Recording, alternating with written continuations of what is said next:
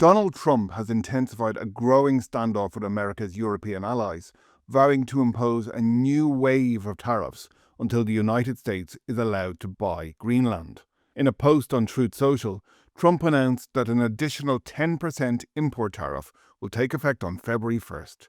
The measures target goods from Denmark, Norway, Sweden, France, Germany, the Netherlands, Finland, and Britain, all already facing tariffs previously imposed by Trump.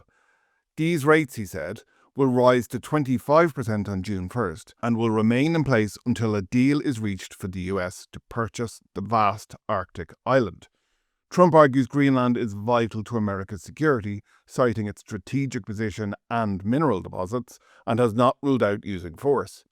European nations have responded by sending military personnel to the island, as protesters in Denmark and Greenland demand the right to decide their own future.